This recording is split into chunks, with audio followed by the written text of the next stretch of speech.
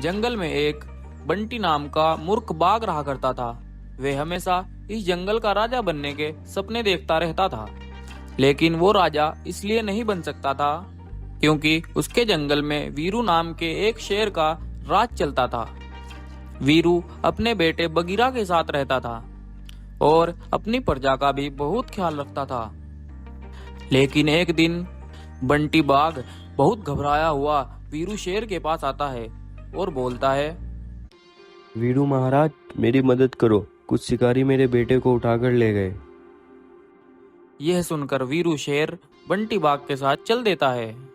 लेकिन कुछ दूर पहुंचकर बंटी बाघ वीरू शेर पर हमला कर देता है और उसे जान से मार डालता है और हंसते हुए कहता है, अरे वीरू, तुम तो बड़े ही मूर्ख निकले। एकदम से मेरी बातों में आ गए। अब मैं तुम्हारे शरीर में रहकर इस जंगल पर राज करूंगा। तब बंटी बाघ वीरू शेर की खाल पहन लेता है। लेकिन उसे ये सब करते देख एक गोरिल्ला देख लेता है और बोलता है, अरे अरे, इस हरामी ने हमारे महाराज को जान से मार डाला। अब ये हरामी बगीरा के बेटे वीरू को भी जान से मार डालेगा। मुझे कुछ करना होगा। तब गोरिल्ला जल्दी से शेर के बेटे बगीरा को लेकर दूसरे जंगल की ओर चल देता है और अब बंटी बाघ शेर की खाल में जंगल पर राज करने लगता है। किसी भी जानवर को ये नहीं पता था वीरू शेर की खाल में बंटी बाघ है। अब इसी तरह से समय बीत रहा था और इधर गोरिल्ला बगीरा की खूब परवरिश करके उसे ताकतवर बना देता है और गोरिल्ला आज बगीरा से कहता है, सुनो बेटे बगीरा, मैं तुम्हें एक बात बताना चाहता हूँ जो मैंने तुमसे आज तक राज रखी है।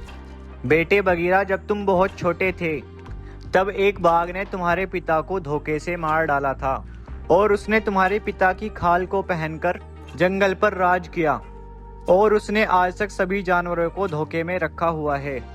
अब तुम्हें उससे अपने पिता की मौत का बदला लेना होगा। तब बगीरा जल्दी से उस जंगल में पहुंचता है और देखता है कि वो हरामी बंटी बाघ वीरू की खाल में खड़ा है और उसको देखकर गुस्से में उसके पास जाता है और कहता है, धोखेबाज बाघ, अब इस खाल को पहनने का कोई फायदा नहीं है।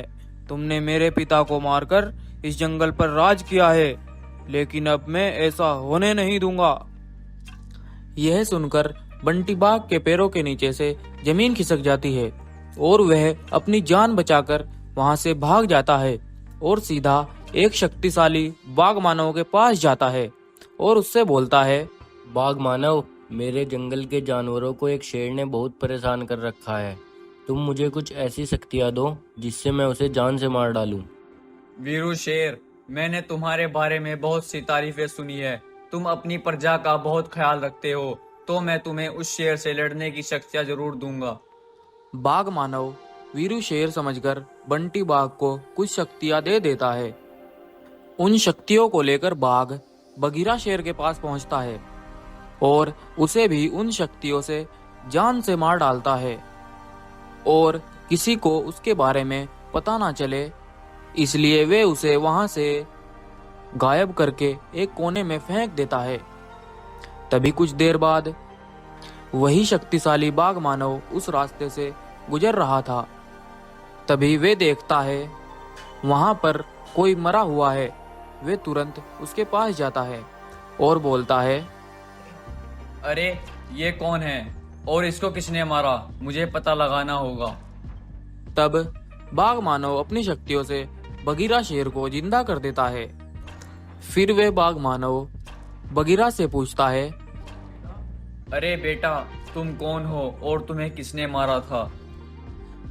बाघ मानव, मैं वीरू शेर का बेटा बगीरा हूँ।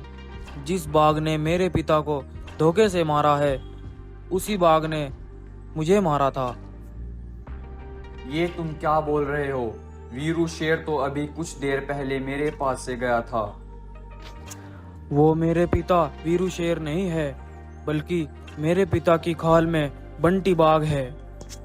यह सुनकर बाघ मानव को बंटी बाघ पर बहुत गुस्सा आ जाता है। तब बाघ मानव बगीरा को अपनी कुछ शक्तियां दे देता है और फिर बगीरा भागता हुआ बंटी बाघ से अपने पिता की मौत का बदला लेने के लिए पहुंचता है। उसे जिंदा देख बंटी बाघ के होश उड़ जाते हैं। अब बगीरा उन शक्तियों से बंटी बाघ को जान से मार डालता है और उसके ऊपर से वे खाल भी उतार देता है और उससे अपने पिता की मौत का बदला लेकर अपने पिता की राजगद्दी को संभालता है और